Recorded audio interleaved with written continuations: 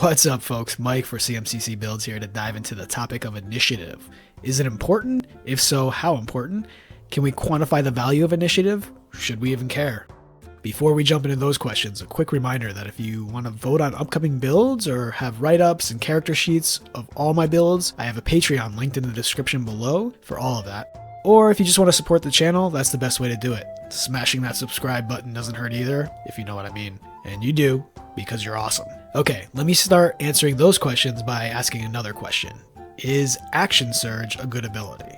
I hope you all said yes. 2 actions in a turn in a game so dependent on action economy can have a major impact, especially for spellcasters and Gishas. You know what's better than an extra action? An extra turn, because you also get another bonus action, free action, and movement, in addition to the extra action you get. So why is it that so many people undervalue initiative? Likely because the possibility of an extra turn isn't as apparent as a clearly written feature like Action Surge.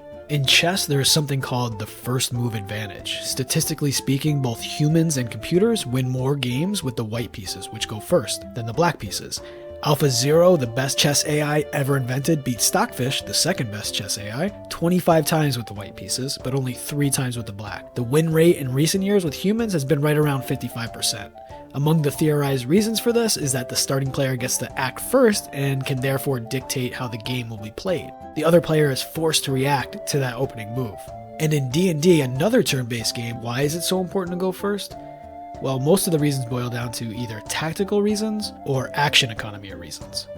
Breaking down the tactical reasons, which I mentioned previously in the Optimizing Caleb video, when you go first, assuming no pre-combat setup time, this allows you to act before the enemies have organized into their ideal positioning or their own combat setup. The reverse is true if you lose initiative. As an example, enemies may be bunched together at the start of combat, so AoE spells are more likely to hit a higher number of enemies. Also, if you go before enemies and allies, you don't have to worry about allies getting caught in the crossfire of your spells, especially for spells that affect both allies and enemies. This is an extension of positioning. And you want to set up your allies for success. Casting web on a group of enemies and restraining them means that your allies now have advantage to hit those restrained enemies. If you go last, then you've missed on an entire round of advantage for your team. On top of that, restrained enemies have disadvantage, so that's an entire round of disadvantaged enemy attacks you have missed. Or the Ancestral Guardian, who strikes an enemy before that enemy had a turn to act, means the enemy has no turns without disadvantage on other allies. There are countless abilities and spells like these that can buff or debuff allies and enemies, and the sooner you can apply those, the more effective they become.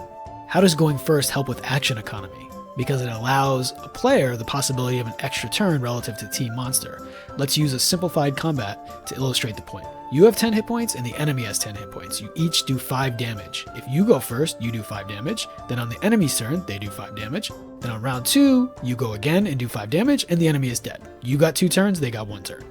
Going first literally was the difference between winning and losing. In an actual game, you'll likely have multiple enemies, multiple allies, and any number of actions that can be taken, so the impact of going first is less apparent and even less valuable depending on how many turns it takes to delete an enemy. But going first will never result in less turns, and going last will never result in more turns.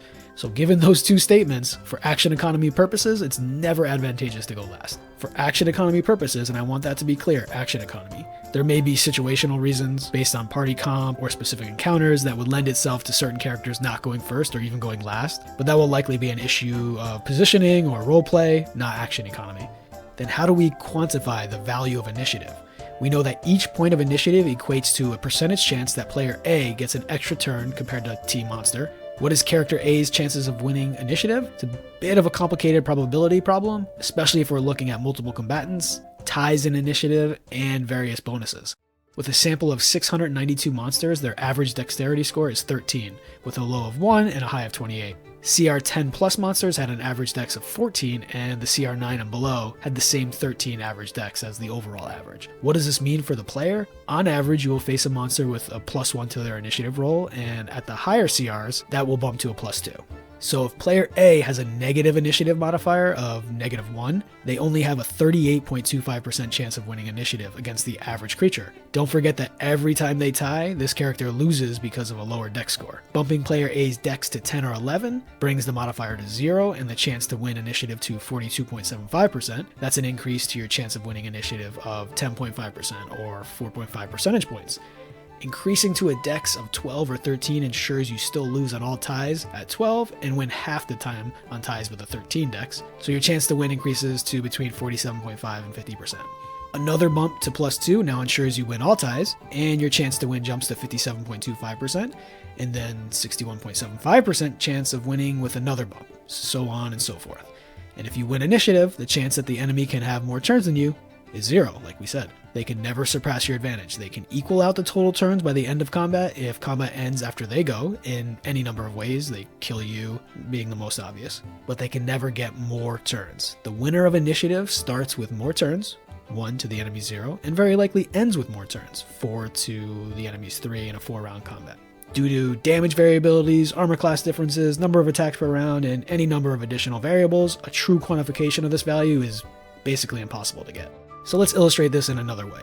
Character A, the fighter with a 16 strength and 10 dex, does 15 DPR. Character B, the ranger with a 16 dex and 10 strength, does 14 DPR.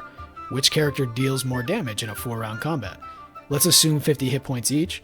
Character B would get all 4 rounds of combat in and deal 56 damage to Character A. Character A, however, dies on turn 4, so only gets 3 turns to act and does a total of 45 damage to Character B. So the character with the higher DPR is actually doing less total damage per combat on average.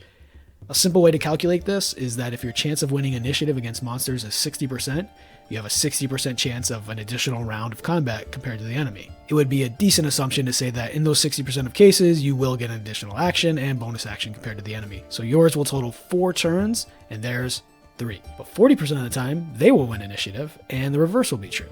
Let's use a final example to illustrate this concept. Both A and B do 20 DPR.